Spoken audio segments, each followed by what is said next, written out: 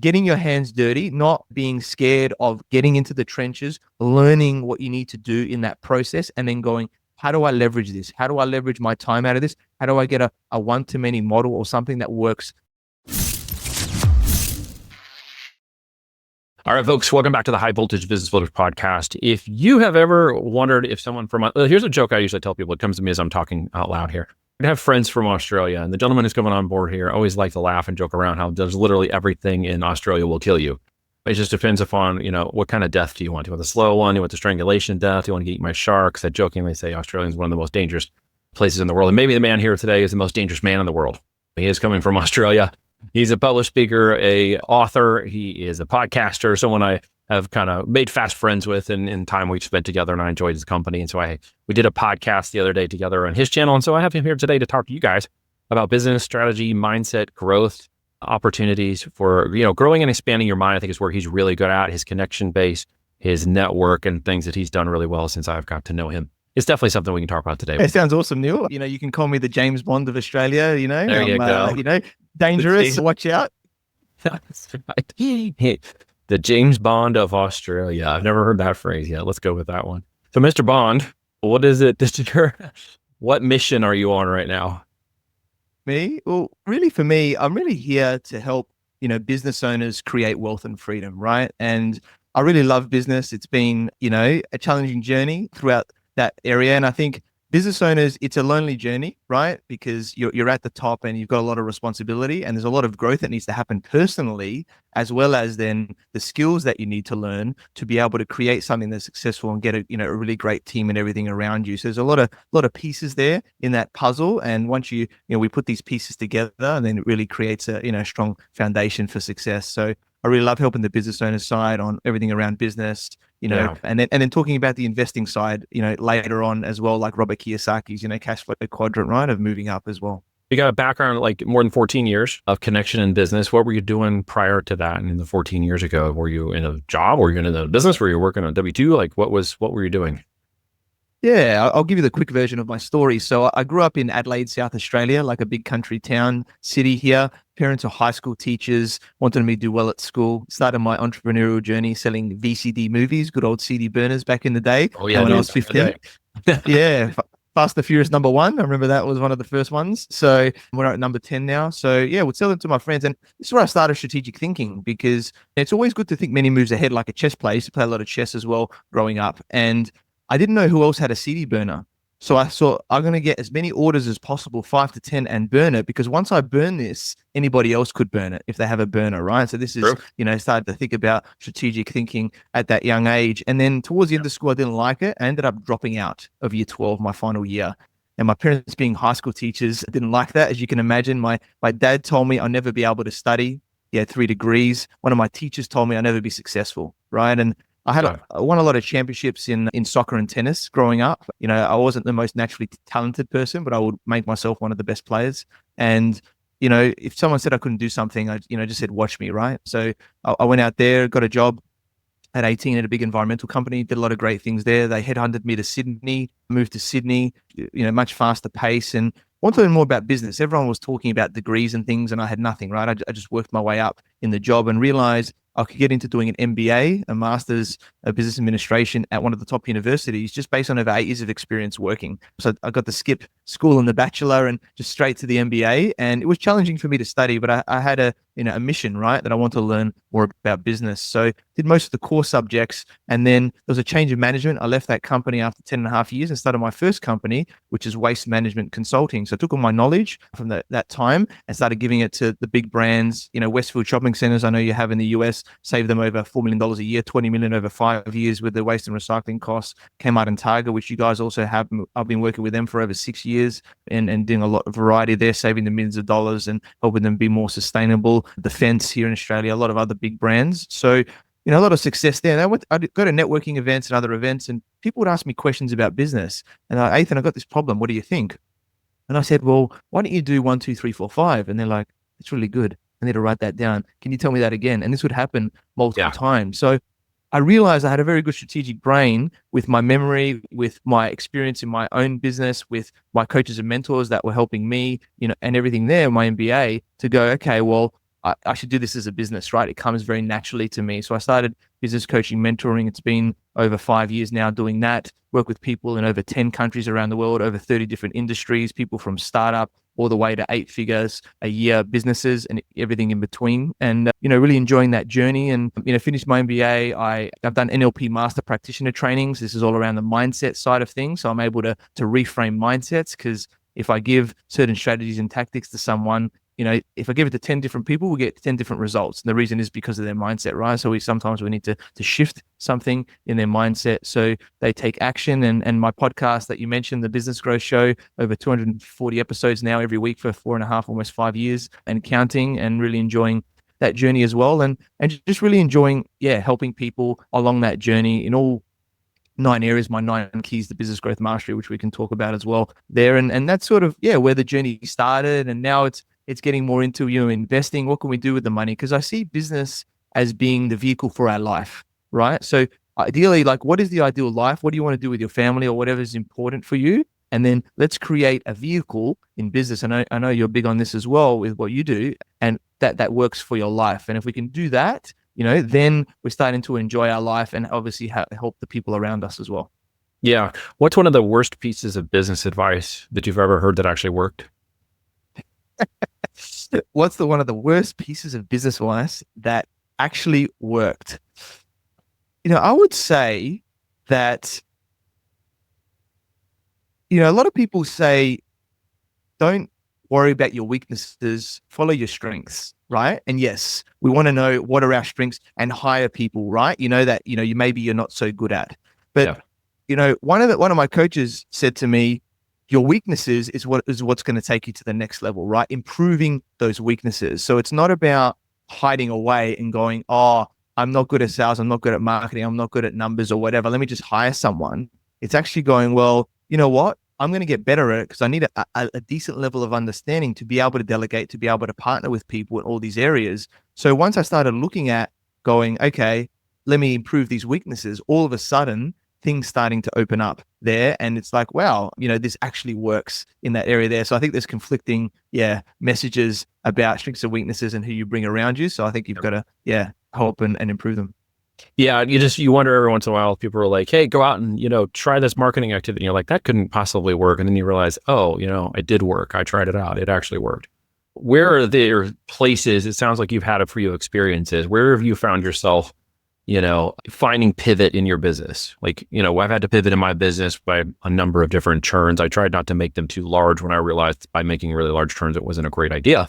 Most people don't understand that. For me, early on, it was jumping out of college and not going to get an MBA because I just realized for me, education wasn't going to be the route that made the most sense. It made execution and knowledge and experience was part of that. Where did you find yourself in all that? Yeah, it's an interesting one. I think with, when I started my first business, right? Like I did the very risky thing that I don't recommend people. And I quit my job, burnt my boats, and started my business the next day with no traction, right? And a few months of money in the bank. So I put myself under pressure. But what I realized is I was selling consulting, but I was selling once-off packages, which is not good for cash flow, right? So you're selling stuff, but you're going, wait a minute, I don't have this reoccurring wage anymore that's coming in, and I've got to pay myself or pay other people, right? That's working for me. So I had to work out what's a model that I can do that's going to get me reoccurring revenue, because we have reoccurring revenue expenses, right, in our business or personally at the same time. So that was an interesting piece where I had to go, and this is something that was very unique that I created, right? That a lot of people were doing. So I had to create value. It's like you can either go to a market where there is demand already, which is great, right? For me, I was creating new value. So I had to convince an organization going, this is the best route for you, and having me ongoing is the best route of something that they've never done before, right? But then once, I backed myself with that confidence to be able to do it, sold that. Once I did the reoccurring revenue, okay, now this is a scalable model, right? How can I do this more of? And then the once-off things were more like cherries on top, cream, right? To be able to bring in additional cash flow. So that was one of the biggest things that I learned. And then as I got into coaching and mentoring and speaking, it's an interesting model, because when you get into coaching, one-on-ones are really important, right? Because you learn a lot from people when you do one-on-ones and you speak to people, but it's not very scalable, right? In the end, because you've only got a certain amount of time. So then moving to like a group coaching model allows you to do a one-to-many, for example. And then to the next level of that is going to events, right? Where you can speak to 100 people in a room and, you can do a one-to-many result there, and then having like a mastermind that has ongoing efforts. So, but the thing is just like going to the gym, you got to do the reps. You can't just go straight to doing a group coaching, right? Or going to speaking in front of hundreds or thousands of people like I've spoken to, right? In the US, is you've got to do the reps first. You've got to understand what are the key problems in a business and do that. So I think is getting your hands dirty, not, being scared of getting into the trenches, learning what you need to do in that process, and then going, how do I leverage this? How do I leverage my time out of this? How do I get a one-to-many model or something that works? I know in the background with your products, how do I get something that works in the background without needing me, basically, right? In that business. So there's no bottlenecks in it. And then hiring people that are going to help with that process. So I think there's been a few transitions in that space. And now looking at the investor space, it's like, well, how can I, do partnerships with other people? How can I invest in companies, other things like that, where I'm not involved at all, and we'll get a return either ongoing or at a capital event in future years, or be actively involved but not huge amounts to be able to grow that business and then get a great result for everyone too. So interesting little pivots with everything there along the journey. Well, now you got that James Bond polish, right? And you've got that accent, which makes you dangerous. But somewhere underneath, there's this gritty, diehard business guy hanging out in the background of your polish. Where is he at? What has he ran into? What mistakes have you made that you had to eat? Where's the nitty gritty? Where's the dirt that like, okay, I made this mistake. Now I had to eat it and fix it. The non-polished Bond guy with the Australian accent. Yeah. Where is that at? And I've always weared suits and shirts, right? From like 18. Yeah, you're not fooling me, dude. 10 ways to kill you. It's Australia, right? You're not fooling me. That's right. Where's that nitty gritty? Where's the stuff? Where's the moment where you were just like, I made a big mistake and now I got to fix it? Yeah. One thing that I realized that was big in business, right, for everybody here, is business is all about relationships, and to never burn relationships, right? Because you never know where it's going to come to. And I burnt a key relationship when I was quite young in my business, right? And let's unpack that. Come on now.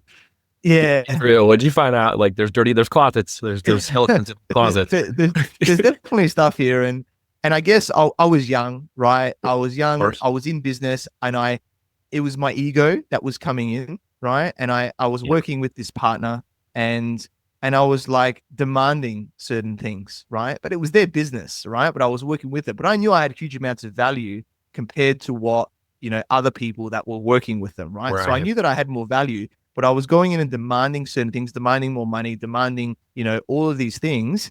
And then, it's only so much that you can push that with a relationship, right? So to some extent it worked, they were in there and I was doing great things, but eventually it's like, hey, this isn't working. Like, I'm not going to, succumb to what it is. And unfortunately, that relationship still today, right, haunts me, that I don't have that key. And it was a key person, right, that I've known for many years before that. So this is the one thing that I'm like, if I could go back, would I change? But however, I had to learn the lesson, right? So since then, I've ensured that I haven't learned relationships. I haven't tried to push everything on the way that I want. It's understanding what they want and how do we get, to a great way together that we can work together in any sort of partnership, whether it's directly, indirectly, anything like that in businesses. So that would be, a key one for me that still eats me in the background a little bit. So all I would just say is to everyone is, with relationships, make sure that, you're fostering them. You never know, right? So a relationship that you have now could be beneficial in years to come, or it could be in the short term. So make sure that you don't burn anyone, and have that emotional intelligence, right? Because sometimes you can get triggered, you can get emotional, you can say things that are not true. So allow yourself to do that. And one little key tip that's actionable, right, that I'll say about emotions is that emotions in the body only last for up to 120 seconds, up to 2 minutes maximum. So if you can hold your emotional intelligence and hold back from reacting within 2 minutes, then if you're going for longer than that, that means you're just replaying the event in your mind, right? So this is an awareness piece now. So this is with your wife, this is with your children, this is with your team, this is with your business partner, this is with investors, whoever it is. If you can understand that and then go, wait, either you have to walk out the room and just say, let me just, breathe a little bit here internally, and then go back. That's going to allow you to then not have that clouded judgment and say things that may impact that relationship. And then that will help you to move forward. Yeah. And you're right. It is relationship driven at the top end, as we've talked about, in reverse here too, that get you there, and what that keeps you there. And sometimes what is arrogance and pride, and that will cause you to trip up and hopefully not burn the deal completely. Because I think every person has that walk in their, graveyard of stuff in the entrepreneurial walk. No doubt about it. We do. And if you can keep from burning the boats, or the bridges when you burn the boats in the future, which you and I both talked about, jumping off and starting out with not enough budget and having a family and just going, deep into the 12-foot pond here and racing off into business, we ran into a lot of problems we had to overcome to get through that. But as you continue to do those relationships, and it's funny, you and I are running in parallel across the world, and I hadn't met you until our VAs connected with each other to do a podcast episode. As we got to know each other and delved into our Rolodex, you introduced me to somebody who I had reconnected in 3 years. And since we hadn't obviously burned any bridges, he's like, hey, let's jump on a call. We haven't talked in forever. And we just got off a call yesterday where we spent about an hour catching up, because I hadn't talked to him in 3 years and hadn't realized how fast 3 years had actually gone. And now we're talking about business and financing and things we didn't talk about before. And thank you for that. But it's just a random coincidence that I connected with Mr. Bond in Australia, who reconnected with someone from 3 years ago who now lives in Turkey with his new wife.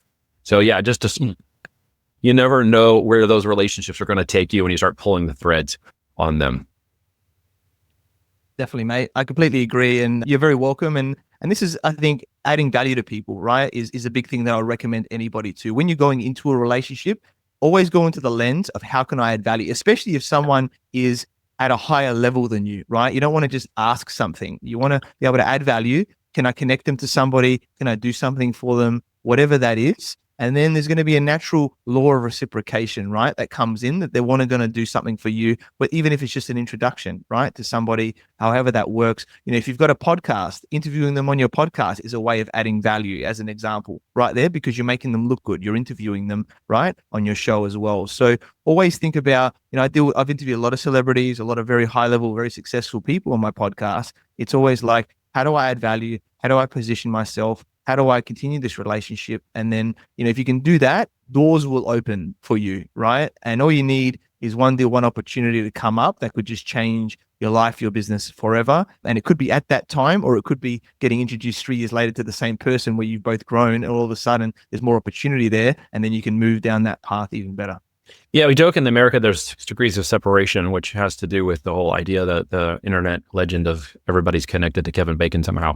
And I was joking about this the other day, and we were talking about, well, who do you know that knows somebody? And it wasn't more like an arrogant thing, because it could sound that way if you're not careful, but it was more like, how do you connect to somebody who eventually connects? Then you find out you're connected to this other person. And I know you've had Jay Abram on your call and talked to you, but a good friend of mine is friends with him, and I spoke with him on stage like 10 years ago and haven't touched in a long time. And then he reaches back out and said, hey, Jay wants to talk to you guys because we got some stuff on on your training course or whatever, and it's connecting again. It's like, well, there's just weaves into these connections of opportunity in business. And I think regardless if you're in e-com or real estate or anywhere else, and you probably agree, there's a fundamental of business that's occurring underneath the surface of the water. You might see the tip of that iceberg in whatever business model, but the real under the surface engine is very different, isn't it?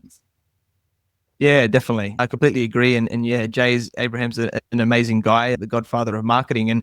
And that underlying thing is, like you said, it doesn't matter what the business model is, right? Because every business, like I have my 9 keys to business growth mastery, I'll quickly share them, right? So my design phase is there's mindset, strategy, and planning, right? So these are really the key foundational things. Do we need to upgrade your mindset? Doesn't matter what the business model is. What's the strategy in that business? It could be different business models, like you said, e-commerce, real estate, services, whatever that is there. And then how are you planning for your success, right? Because if you fail to plan, you plan to fail, as the saying goes. So when you understand that, okay, we now know where we're going in a ship, right? We're not going to go off course and hit an iceberg like the Titanic. We're going in the right direction. And then we're moving forward. Then the deal phase is around branding, marketing, and sales. Every business needs to be able to brand themselves. There's personal brands, there's business brands as well. There's marketing. How are we getting the leads, the prospects, taking them along a journey? And then into sales, right, is how we then closing those clients, whether it's online, offline, in person, right? Partnerships. There's a lot of different ways that we can do that from there, right? So, and sales is really the lifeblood of the business, right? There, so you got to be able to, that's the key thing. If you can't sell, you're not going to have a business. Got to sell yourself. Sell a service, sell a product. You have to learn how to sell something. It's one of the biggest problems, and you'll probably agree with me, that most business owners face. And it's actually a fear of selling, isn't it, at the end of the day? Yeah. And a lot of it's because of bad experiences, right? Like you've gone to that, car salesman that's tried to like pressure you into something, or you've gone into a store and you've had a bit of a bad experience because people don't really know what they're doing, or they're using these pressure tactics to try and make you do something. So I think, unfortunately, there's a dysfunctional area of sales. And, the way I like to teach people is it's understanding that it's almost like becoming a reverse selling method, right? Is that how do you make people want to buy? Because people don't like to be sold to, people love to buy, right? That's the key thing here. So you got to not make it feel like it's sales. You got to feel like it's just a conversation, if you're doing it in a conversation sense, or if it's online, then you got to understand, okay, what are the drivers that's going to make someone go, hey, that seems like a great deal, right? Or anything like that there. Or if you're talking to people, it's like they buy in, right, into that process. It's like, if you're talking higher level with clients or partners, it's like, why should I partner with you? Why should I take you on as a client as well? Is a great question to ask, because all of a sudden they're starting to justify, right, and buy in to working with you in whatever that works with. So that's a really great question that I recommend. So all of a sudden, from you sort of, pitching or however that works, then it starts to turn, and then it's more of a process, and you're just having a conversation. And a lot of it is, even from a coaching lens, there's objections that pop up, is really just digging deeper and asking those deeper questions, because what people tell you is the reason maybe they don't want to do business with you. It's not necessarily the reason, right? There are deeper reasons. It's what I call the KNOW, right? If you don't know, it's not an NO. Don't give up until it's a hell no. At that point, you've probably figured out what it is they don't like and why they didn't want to buy, or what the situation was. But like, don't stop with the KNOW, because it could be just a knowledge like thing. It could be a know, like, and trust deal. It could be a number of factors. It may be things completely out of your control, and you may have to be okay with that. Marketing is an activity of sales, not an expectation of sales. And I think that's, everybody needs to realize that, not being afraid of selling something. And that fear is actually what holds most of them back. It's that fear of success. Yeah, completely agree. So powerful. And once you understand these fears, right, and you shift them, and you can do it yourself to some extent, but ideally you get a coach, right? You get someone that's external to you, because it's hard to dig really deep to going, what is the specific fear that you have, or what is the instance when you were younger, or what did your parents tell you, or whatever that is that actually is holding you back. And once you have those specific things that get changed, all of a sudden those fears are removed, because most fears are learnt, right? We have fear of falling, right? Fear of loud noises, and a fear of not being loved, really, I think, is the other one. So when you understand that, it's like, well, just like speaking, I've spoken on stage in front of thousands of people. I know you've done, speaking, whether it's virtual, in person, and most people just, have a fear. But in the end, once you start to put yourself out there and you start to do it, you start to build confidence, you start to build competence in that area. And it's just like doing the gym, just like doing the weights, just like doing the sales calls, just like doing the marketing,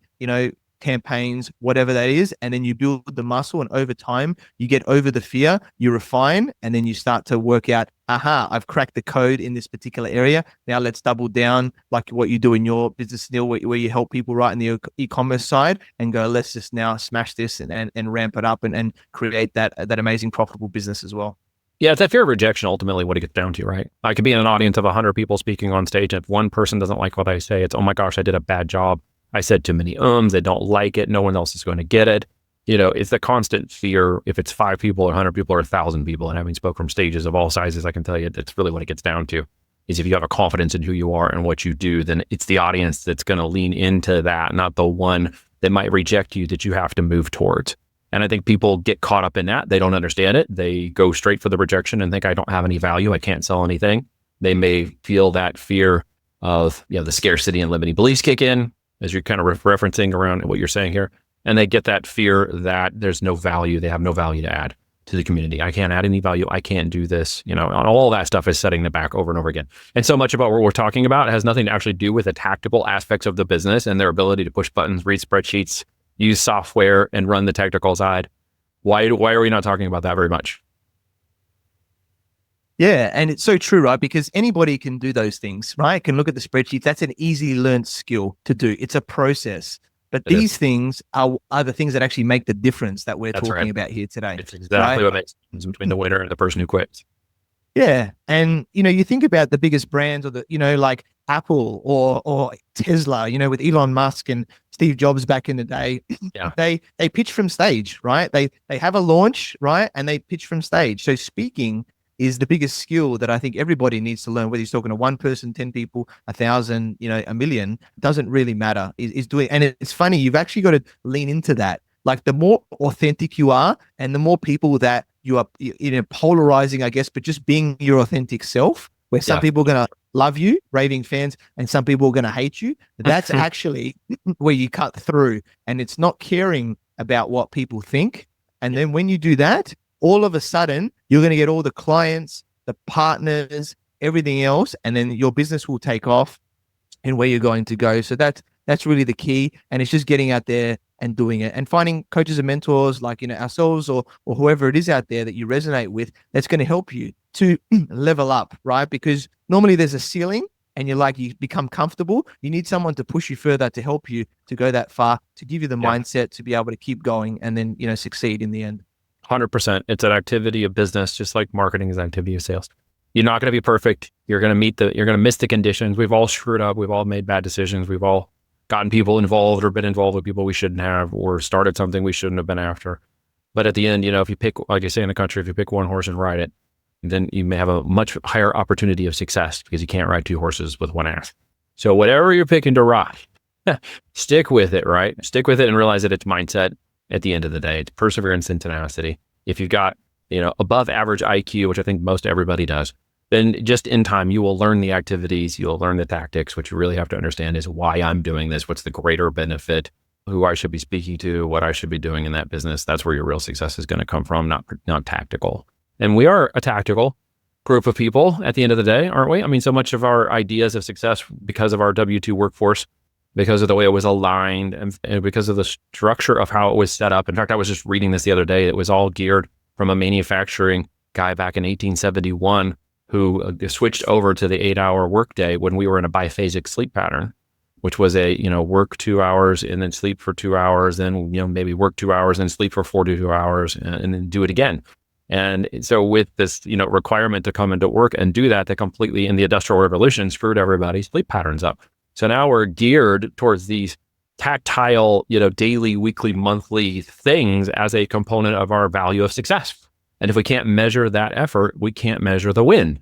I think something to add on to that, right, is that it's changing now, right? That industrial going the other way.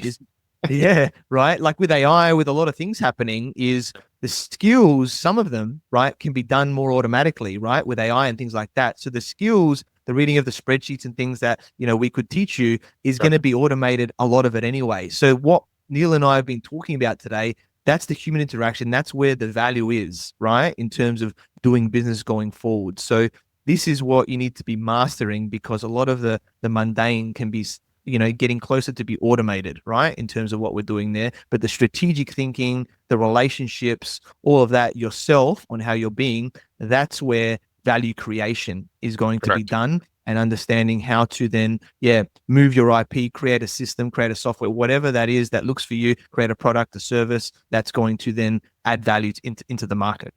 Yeah, 100%. Well said. You have a boot camp you do, right? That kind of helps people get through this process. You want to tell me about that? Yeah, definitely. I've got my 3A MBA business growth bootcamp that I do. So, I tell a lot of people where, yes, I went back to do an MBA, and it's a bit like the 80-20 rule, right? Where 20% of what I learned in there is like 80% of the results, and the rest of it is a little bit of fluff, right, in terms of what you do there. So I sort of say to people, come with me for 3 days, and I'm going to teach you my 9 keys to business growth mastery, and we're going to do it in 3 days. And I'm going to teach you that 20%. It gives you 80% of the results. So you don't have to go do the MBA like I did and go through that. And then, because in the end, you need to be great at business, right? Like, we're not born to be great at business, but we need to be great at business and know enough about all of these 9 areas of business, so that if we're going to delegate or bring people on, we can ask the right questions, bring on the right partners to know that they're doing the right thing,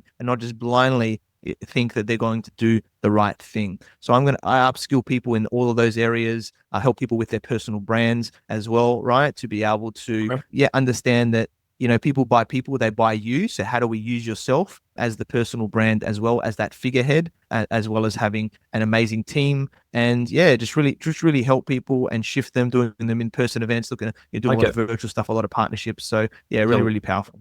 Networking, leverage, actionable metrics, accountability, energy of participation, and of course the money and aspect of building brands. Very important.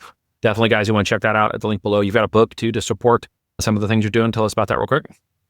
Yeah, definitely. I've got my 9 keys to business growth mastery. So if you go to my website, athincassiotis.com, my name there, then you'll see it up there. It's for free, and it just goes through the 9 areas very simply, very short, but just distinct gold, right? So I recommend getting that. Let me know your thoughts. And if you want to have a chat further, or maybe I can just connect you to somebody, right? I'm a big connector, like we've done with Neil here, us here. And because sometimes you just need that one connection that can change everything for you. So it's been a pleasure, mate, being on here and interviewing you was awesome. To be able to, come on your podcast now, adding value to each other and seeing, what else we can do. And this is the thing, guys, is like, Neil and I didn't know each other until recently, but the way we built a relationship very quickly, there's a lot of trust there and a lot of connections that we've done of adding value, right? So it doesn't matter if you haven't known someone for a long time, how can you make the most of new relationships that you meet? Because that could make a big difference in the short term and long term. Yeah, absolutely. Well said. And thank you so much for coming on, guys.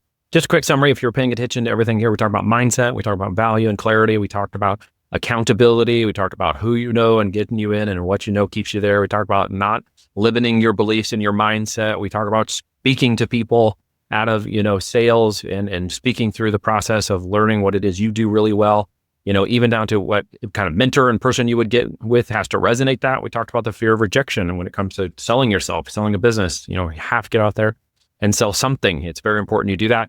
And we talked about building, obviously, the needs. And as we mentioned here, the 9 steps of building that clarity and vision. So I'd encourage you to check that out so you can work through that process. No matter what kind of business model and stuff you're in, I always tell you guys that it is in perfect action along the way and something perfect happens. But that means you're going to fail, you're going to pivot, you're going to adapt. That's a normal process of business. Don't feel like you're on the outside doing that. Make sure that you understand that that's a process by which all grown entrepreneurs who turn into business people, who might turn into business investors, go through as they work their way up in their risk reward category, as you guys continue to do that today. So as always, remember, your opportunity begins at the end of your excuses. So get out there and do something perfect along the way. I'll talk to you guys later. Thank you so much for coming on.